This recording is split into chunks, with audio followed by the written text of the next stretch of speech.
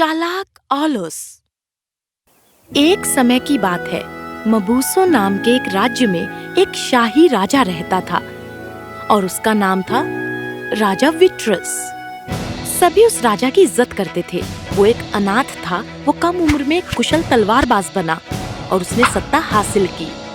एक मजबूत किला बनाया, एक शक्तिशाली सेना तैयार की जिससे लोग घबराते थे, एक बढ़िया नौसेना भी। वो बस एक सुंदर बीवी चाहता था जिसे वो रानी बना सके।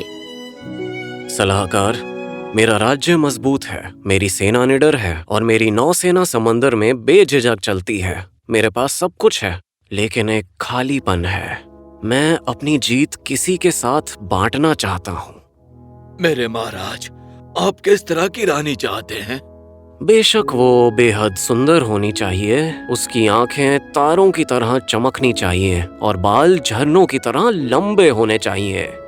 ऐसी रानी इतनी आसानी से नहीं मिलने वाली, पर घबराइए मत मेरे महाराज, मेरे पास एक योजना है।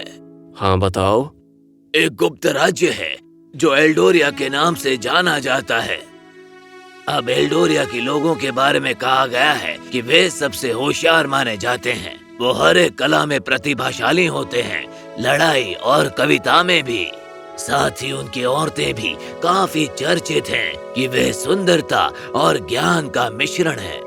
एल्डोरिया के बारे में मुझे और बताओ। मुझे लगता है अगर किसी तरह आप उनके राजा का दिल जीत सके तो आप उनकी बेटी राजकुमारी कौंजो का हाथ मांग सकते हैं। लेकिन ध्यान रहे मेरे महाराज, उनके राज्य में जाकर उनकी बेटी का हाथ मांगना इतना आसान नहीं है। कहते हैं कि राजा बॉल्ड्रिक एक चतुर इंसान है और वो अपने मेहमानों को हल ना होने वाली पहेलियों में फंसाता है। एक चुनौती? मैंने दानवों और ड्रैगन्स का सामना किया है, फिर भला ये बॉल्ड्रिक क्या चीज है मेरे सामने? मुझे पता था आप यही कहोगे मेरे महाराज। अब इस चुनौती को आप अपनी ताकत से नहीं जीत सकते, इसमें दिमाग की जरूरत है। हमें एलिस को भेजना होगा। फौरन ऑलस को दरबार में आने के लिए कहा गया।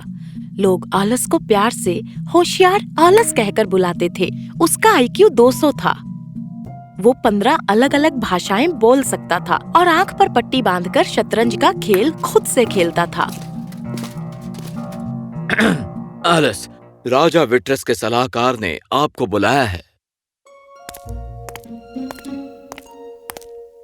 मेरे महाराज, बताइए मैं आपकी क्या सेवा कर सकता हूँ? एलिस, तुम्हें एल्डोरिया नाम के महान राज्य में जाना ही होगा। समझदारों का राज्य। कहते हैं वो अपने मेहमानों का स्वागत शक की नजर से करते हैं। तुमने उनके बारे में सुना है? हाँ मेरे महाराज, मैंने लाइब्रेरी में उनकी सभ्यता के बारे में एक पुरानी किताब में पढ़ा था। बताइए मुझे क्या करना होगा? इसे तुम राजकुमारी कौंजो को दे देना, जो राजा बॉल्ड्रिक की बेटी हैं, और उनसे कहना कि मबूसो के राजा उन्हें अपनी रानी बनाना चाहते हैं। ठीक है महाराज, मैं कहीं भी जाने के लिए तैयार हूँ और मेरा आपसे वादा है कि रानी कौंजो को साथ लेकर ही मबूसो वापस लौटूंगा। इसका आत्मविश्वास कमाल का है। अवश्य मेरे महाराज, और निश्चिंत रहें, आपका सलाहकार होने के नाते यही सबसे बढ़िया सलाह दे सकता हूँ। यह आदमी अपना काम पूरा करके ही लौटेगा। अगर आपकी इजाजत हो तो मैं चलता हूँ। अलविदा। ऑलस ने अपनी यात्रा की पूरी तैयारी कर ली थी। उसने घर जाकर कारवां तैयार किया। घोड़ों और सुरागाय पर उसने सारे उपहारों को लाद दिया जो राजा विट्रस ने राजा बॉल्ड्रिक को देने के लिए दिए थे। फिर उसने सुंदर रेशम के कपड़े पहने। वो अपने मखमली पर्दों और आरामदायक गलीचों के साथ शीशम की पालकी में बैठा।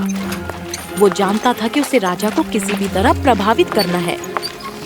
कई दिनों की कठिन यात्रा के बाद ऑलस एल्डोरिया की सरहदों पर पहुंचा।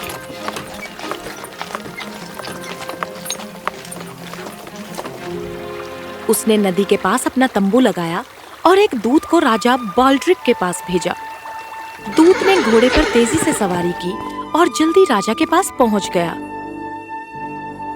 मेरे महाराज, मैं मबूसो के राजा विट्रस के यहाँ से एक दूत के तौर पर आया हूँ, जो एक महान योद्धा है और जायज है। उनसे सभी डरते हैं। मेरे राजा मबूसों के यहाँ उगते घास के तिनके का भी सम्मान करते हैं। मेरे राजा माननीय राजकुमारी कौंजो आपकी बेटी से शादी करना चाहते हैं। बदले में वो आपको बहुत सारे उपहार देंगे। उससे बढ़कर वो आपसे दोस्ती का हाथ बढ़ाएंगे। एलिस।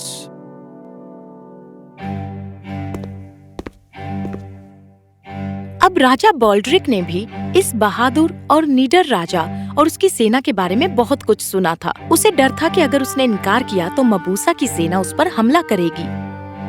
फिर भी वो अपनी प्यारी बेटी को इतनी दूर नहीं भेजना चाहता था। जाओ और उस आलस को उसके तंबू से बाहर निकालो। मैं उससे बात करना चाहता हूँ। औलस एक सफेद चमकदार घोड़े पर सवार होकर आया। उसने नमस्कार किया और उसके दास उपहार लेकर अंदर आए। नमस्कार राजा। उसने ध्यान दिया कि राजा बॉल्ड्रिक पूरी तरह गंजा था, तो उसने अपने शब्दों में थोड़ा बदलाव किया।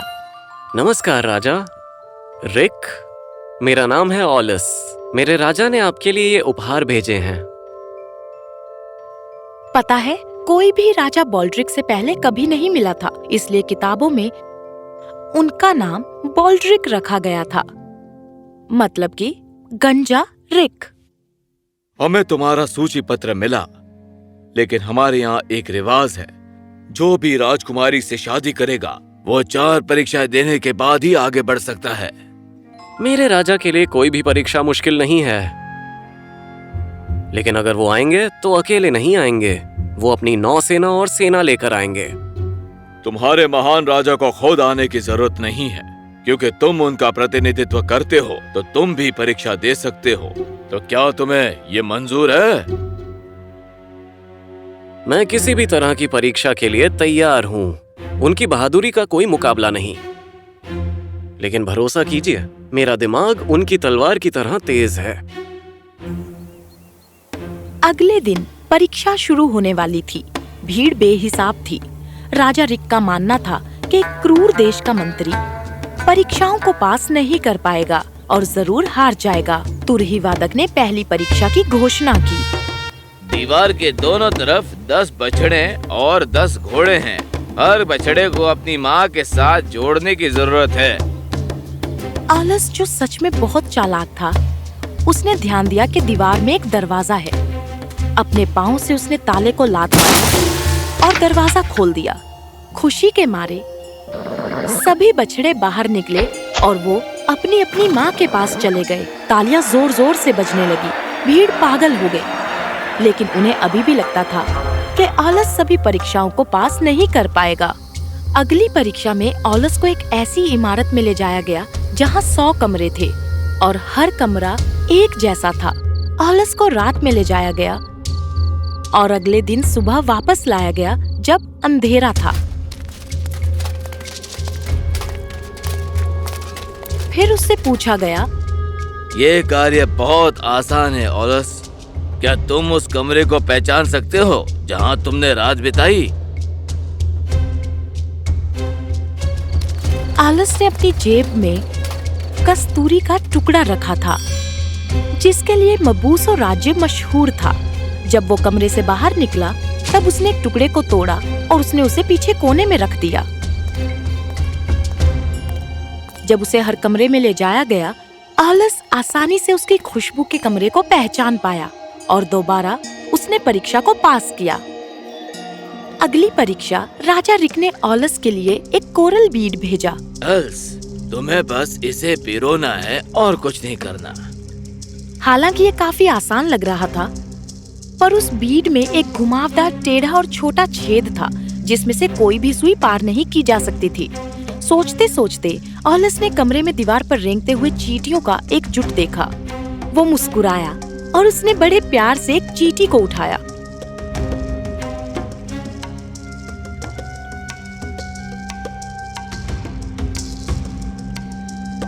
एक बार फिर से ऑलस अपने नाम पर खरा उतरा, चालाक ऑलस। अब सबसे आखिरी और मुश्किल परीक्षा थी। 100 जवान लड़कियों में से ऑलस को राजकुमारी कौंजो को पहचानना था। उसने राजकुमारी को पहले नहीं देखा था। उसे पता नहीं था कि इतनी सुंदर लड़कियों में से वो राजकुमारी को कैसे पहचानेगा। नौकरानी जो ऑलस का कमरा साफ करती थी, वो काम कर रही थी। जब ऑलस अंदर आया, शाम तक उसका काम हो चुका था।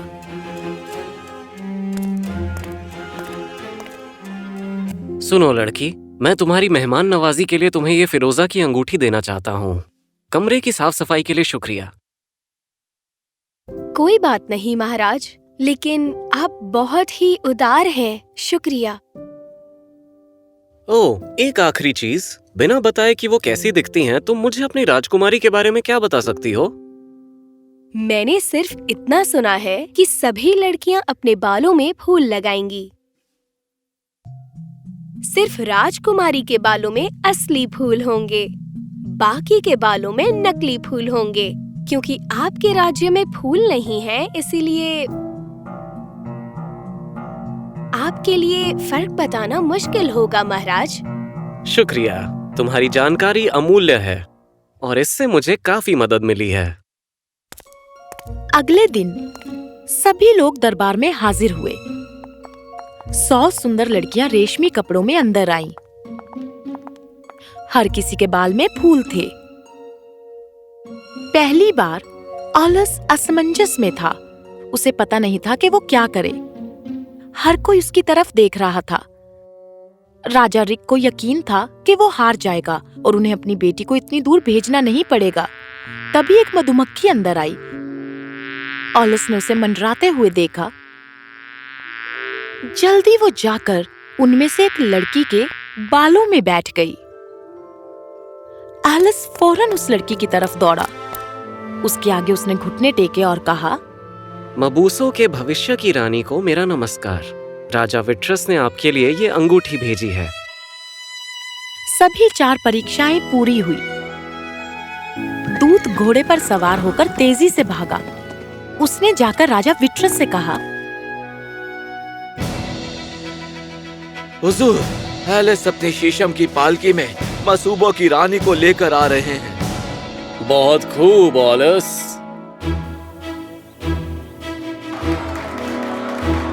ऐसा क्यों है कि ऑलिस ने तुम्हारे बदले सभी परीक्षाओं को पास किया और तुम मुझसे शादी करोगे? कौन जो ऑलस का परीक्षा में सफल होना न सिर्फ उसकी क्षमताओं को बल्कि हमारे राज्य की समझदारी को भी प्रदर्शित करता है।